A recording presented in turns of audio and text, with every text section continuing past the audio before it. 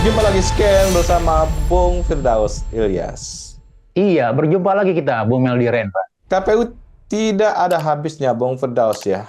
Eh, Penggunaan-penggunaan barang-barang mewah ya dalam operasional KPU ini menarik ya kita lihat ya. Dan suatu saat tentunya BPK atau badan pemeriksa lainnya harus melihat ini sebagai sebuah kemewahan-kemewahan yang tidak perlu, termasuk juga jet pribadi dan sebagainya. Bagaimana kita melihat mental dari seorang petugas-petugas pemerintahan ya, atau yang disebut dengan KPU ini, dalam menggunakan uang negara, uang dari pajak rakyat gitu, untuk kepentingan yang saya kira tidak masuk akal, Bung Firdaus. Iya, terima kasih, Bung Meldi. Betul sekali. Jadi kalau kita lihat ya, memang kita harus coba kuliti lebih detail lagi performa Komisi Penyelenggara Pemilu KPU, ya terutama untuk periode ini, gitu ya. Setelah beberapa kali hantaman-hantaman, gitu ya, ataupun juga hal-hal yang membuat kita bertanya-tanya, apakah KPU ini, gitu ya, di zamannya Hasyim Asyari ini bisa performa secara baik atau tidak, bekerja secara baik atau tidak, gitu. Setelah kasus asusila, kemudian beberapa kasus dugaan pelanggaran administrasi, dan itu sudah diberikan sanksi etik begitu.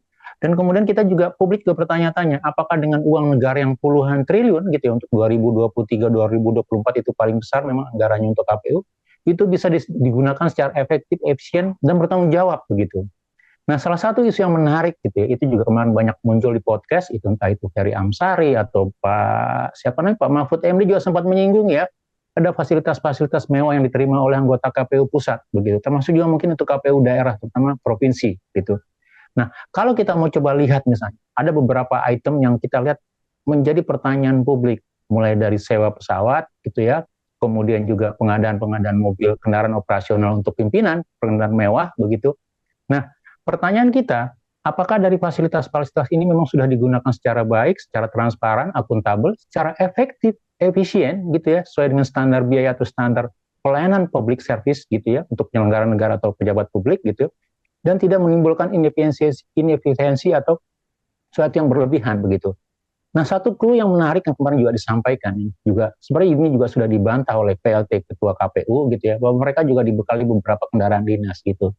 Nah, yang menarik adalah kalau kita mau coba tracking ya dari lembaga penyedia barang dan jasa LKPP begitu termasuk dalam PBJ elektroniknya, kita melihat ternyata KPU untuk tahun 2000 terutama 2023-2024 begitu ya, ternyata sudah menganggarkan atau membiayakan untuk penyediaan kendaraan-kendaraan operasional gitu. Nah, pertama yang kalau kita lihat KPU itu untuk tahun 2024 itu sudah menyediakan anggaran untuk kendaraan operasional pimpinan gitu atau pejabatnya itu kurang lebih 7 miliar lebih gitu. Untuk sekitar 33 unit kendaraan gitu ya.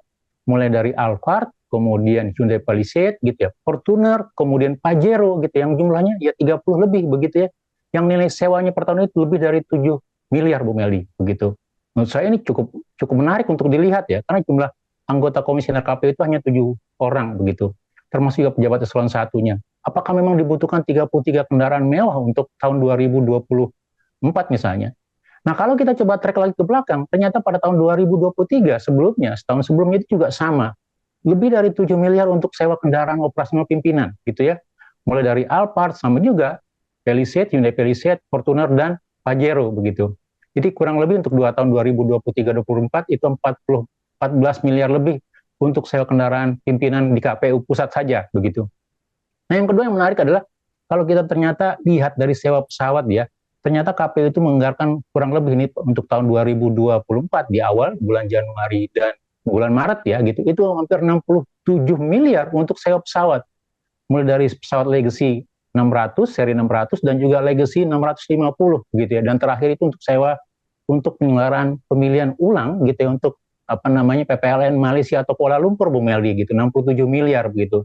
Nah, pertanyaan kita, ini baru dari 2 item yang kita coba lihat dari sisi kepantasan atau kewajarannya. Memang dari beberapa dari tupoksinya atau misalnya detailnya, itu untuk mendukung sisi operasional dan tugas-tugas KPU. Tetapi apakah itu bisa dijalankan secara efektif, efisien, gitu, tidak disalahgunakan gitu ya, tidak berlebihan dan tidak pemborosan? Itu yang kita akan coba lihat lebih lanjut lagi, Bu Meldi. Ini anggaran sebenarnya terkait dengan Kemendagri, Bung Pedas ya. Jadi tentunya internal auditor gitu nya dari Kemendagri saya kira ya. Dan kita sebenarnya punya contoh-contoh di periode-periode lalu ya. Kan KPU ini udah berulang ya, udah sering banget gitu ya. Kenapa ini terjadi ya? Apakah RAB-nya berubah atau gimana? Saya juga melihat di mana celahnya. Karena kan ini kan bertahap ya. Ada RAB, ada apa segala macam ya. Kemudian juga ada yang orang controlling masalah uang. Atau ada permainan empat gulipat dari penyewaan-penyewaan itu. Jadi permainan di tingkat rental gitu, Bung Firdaus. Iya, memang kalau kita lihat dari proses pengadaan barangnya, proses pengadaan barang dan jasanya, ini bisa kita tracing dari mulai penganggarannya, pelaksanaannya gitu ya, proses pengadaan barang dan jasanya, sampai nanti penggunaan dan pertanggungjawabannya. Nah, kalau kita lihat dari sisi DIPA misalnya, DIPA KPU sudah disahkan setahun, misalnya pada bulan November atau Oktober tahun sebelumnya, begitu. Tapi untuk jangka 5 tahunnya sudah ada, kira-kira di pagu maju lah istilahnya, begitu. Nah, kemudian kan dari DIPA ini kan dimunculkan menjadi didetailkan dalam rencana kerja anggaran RKA lah, RKKL atau detailnya RKA begitu. Persatker, persatuan kerja baik KPU pusat, KPU daerah dan segala macam termasuk KPU di level kabupaten kota begitu. Nah, kemudian nanti dibagi dalam baik itu untuk dukungan pelaksanaan pekerjaannya gitu, termasuk juga dukungan manajemen begitu. Dua item besar itu gitu. Nah, kalau kita lihat sebenarnya walaupun dari anggaran sudah disahkan begitu ya, diberikan pagu-pagu secara gelondongan, secara besaran begitu ya, tetapi nanti penanggung jawabnya adalah sekretariat Setjen gitu ya. Kemudian PA-nya adalah komisioner KPU gitu, pengguna anggarannya gitu. Dan disinilah kita lihat dari sisi sensitivitas terhadap anggarannya. Saya ambil contoh misalnya untuk tahun 2024 betul dalam lot kerja yang besar gitu ya. Apakah memang dibutuhkan misalnya sampai 30 lebih unit mobil mewah gitu mulai dari kelas Alphard, Palisade, Pajero dan Fortuner untuk dukungan pimpinan gitu, dukungan pimpinan gitu. Padahal mereka cuma 7 orang begitu. Nah, apakah memang tidak dibutuhkan yang lain misalnya? Artinya apa? Kalau jumlahnya bisa dikurang menjadi setengah saja begitu ya. Bahkan kalau kita lihat misalnya salah satu alasan dari PLT KPU mengatakan, oh ya kenapa misalnya dukung kendaraan kami itu banyak?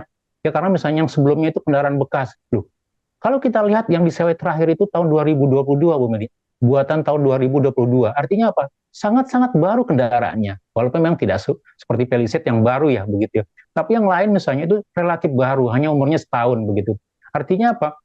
Ada indikasi pemborosan kalau saya melihat begitu ya. Gitu. Nah, apakah memang hanya betul-betul digunakan untuk kepentingan KPU, rutinitas dan segala macam, atau digunakan untuk kepentingan yang lain misalnya? Contoh untuk kasus Hasyim Asyari begitu ya. Gitu. Nah, makanya mau tidak mau kita harus lihat nanti Inspektorat Jenderal di baik itu di KPU atau kementerian lain yang misalnya melakukan pengawasan internalnya. Tetapi yang paling penting memang ketika kasusnya sudah begitu mulai muncul, mulai ditelisik oleh publik, mau tidak mau misalnya seperti BPK atau BPKP juga turun melihat kewajaran-kewajaran belanja baik itu operasional tidak hanya di KPU pusat tetapi juga KPU daerah. Karena kita lihat juga Bu Meli ya, untuk KPUD provinsi itu juga mereka banyak sekali mengeluarkan kendaraan-kendaraan ya sewa kendaraan mewah, Fortuner, kemudian apa namanya Pajero dan segala macam begitu ya. Dan apakah itu juga proper atau tidak begitu. Dan yang terakhir juga kita lihat misalnya bagaimana nanti penggunaan pesawat ya, walaupun sekali lagi untuk dukungan mobilitas karena waktunya sudah mepet. Nah, bagaimana perencanaannya? Karena 67 miliar untuk sewa pesawat itu menurut saya gitu ya, baik itu legacy seri 600 atau 650 begitu ya, itu kita bisa sewa berjam-jam, puluhan jam gitu ya. Artinya apa gitu? Apakah memang betul digunakan untuk logistik KPU atau yang lainnya? Itu yang mesti dilihat lebih lanjut, dibuka lebih lanjut gitu ya. Dan mudah-mudahan begitu ya, kita bisa menemukan integritas memperbaiki tata kelola penyelenggaraan pemilu, terutama dari sisi pengadaan barang dan jasanya, Bu Meldi, begitu. Ya, kalau kita lihat masa lalu, Bung Firdaus ya, ada dulu Profesor UI, Ketua KPU ya, Nazarudin Samsudin, siapa namanya, lupa saya. Kemudian Mulyana Iya, Kusuma ya, Mulyana Kusuma juga. Tapi saya lebih melihat bukan intensi pribadi untuk korupsi, mismanajemen Bung Firdaus. Administrasinya kacau gitu ya. Sehingga dia kena delik urusan ya menghabiskan uang negara gitu. Tapi yang ini lebih gamblang lagi ya, berfoya-foya Bu Pros. Ini catatan penting ya, KPU 2023 ya KPU ya pemilu 2024 ini 24 ya. ya stylenya tuh berfoya-foya ya. Saya kira ini jauh gitu ya, panggang dari api dalam urusan moral. Iya, betul. Ya kalau kita ingat berkaca pada kasus yang lalu ya, Pak Mulyana W. Kusuma, akademisi dari UI itu tersangka korupsi, terpidana korupsi untuk penyuapan, korupsi untuk pengadaan barang dan jasa, kotak suara dan seterusnya, begitu ya. Termasuk juga menyuap beberapa Ya kalau kita ingat auditor BPK waktu itu, Karyansa Salman kalau saya tidak salah begitu ya. Nah, pola itu sebenarnya juga masih menjadi tantangan untuk sampai sekarang. Artinya untuk KPU, Bawaslu dan seterusnya penyelenggara negara begitu. Anggaran yang besar, kemudian kerja yang relatif cepat, kadang-kadang terutama untuk masa pemilu misalnya 2023, akhir 2023, 2024 misalnya, itu juga mendorong orang untuk misalnya tidak proper, tidak apa ya, tidak secara hati-hati, begitu secara prudent menyelenggarakan pengelolaan keuangan negaranya, begitu. Ditambah lagi misalnya dengan kewenangan yang begitu besar, kelenturan yang cukup besar misalnya. Saya ambil contoh misalnya, kalau setiap tahun Anda menyewa kendaraan operasional lebih dari 7 miliar, lebih baik Anda beli 7 Palisade baru begitu ya, dan tahun berikutnya tidak perlu lagi untuk menyewa. Artinya apa? Kita bisa saving setengahnya kan, dari sisi akuntansi, dari sisi tata kelola dan efisiensi gitu ya. Untuk apa 2 tahun Anda mengeluarkan 14 miliar dibandingkan Anda membeli kendaraan baru 2023 gitu ya, kelas Palisade atau bahkan Alphard gitu ya. Artinya apa? Anda bisa menghemat setengah dari anggaran Anda menyewa setiap tahun gitu. Ini logika anggaran saja gitu. Nah, kalau dilihat dari sini, apakah juga akan muncul misalnya mekanisme macam fee, kickback, atau misalnya permainan harga, itu yang mesti kita lihat lebih lanjut, Bung Meldi. Karena apa? Pengadaan kotak suara, kertas suara, kemudian mobilisasi logistik, kemudian training, dan segala macam, untuk KPU terutama, itu sangat besar. Puluhan miliar alokasi anggarannya. Begitu. Nah, apakah itu bisa dipertanggungjawabkan atau hanya dikatakan, iya, pertanggungjawaban kita adalah pilpresnya selesai, terpilih pilpresnya, begitu juga pileg, begitu juga pilkada dan seterusnya, tapi kita tidak mau lihat detail atau rincian akuntabilitasnya. Dan menurut saya ini berbahaya. Bisa jadi gitu ya, kita mengulang kejadian di awal-awal pemilu di era reformasi yang banyak memunculkan tersangka-tersangka kasus korupsi di sana, Bung Yadi. Saya kira KPK dengan polisi dan kejaksaan harus masuk, Bung Firdaus ya, untuk menuntaskan masalah ini. Mungkin dituntaskan ya setelah pilkada sepertinya ya, karena untuk sekarang juga ya, tapi penyidikan atau penyelidikannya dari mulai dari sekarang untuk supaya masyarakat juga ngelihat KPU ini kenapa dia sampai begitu gitu ya, untuk menjadikan lesson learned dari KPU untuk ke depan jangan begitu lagi. Iya, betul. Memang bisa dimulai dengan proses pemeriksaan atau audit ya. Mungkin BPK bisa melakukan audit dengan tujuan tertentu, PDTT begitu ya, untuk melihat dari sisi belanja-belanjanya gitu ya, secara aktual, secara benar gitu ya, apakah sesuai dengan anggaran, kemudian efisiensi, kemudian juga pelaksanaan dari tender penganggaran dan jasanya begitu. Nah, setelah nanti selesai hasil audit itu bisa menjadi semacam bukti permulaan gitu ya, di mana misalnya hasilnya dilaporkan kepada DPR, kemudian aparat penegak hukum juga mengandung unsur kerugian keuangan negara dan seterusnya, baru kemudian APH juga bisa masuk.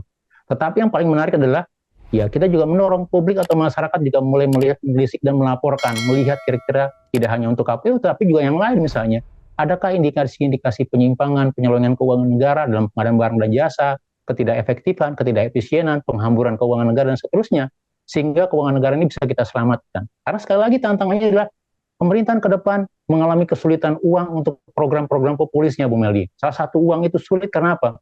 Karena banyaknya sekali pemborosan, inefisiensi, bahkan dugaan-dugaan praktek penyimpangan dan korupsi di sana, Bung Meldi. Jadi ini pembelajaran yang sangat baik untuk kita dalam proses pemilu, tapi kita bisa perbaiki dalam konteks pengelolaan keuangan negaranya, Bung Meldi. Terima kasih, Bung Firdaus. Iya, sama-sama Bung Meldi. Terima kasih banyak. Salam Indonesia bersih. Salam Indonesia bersih.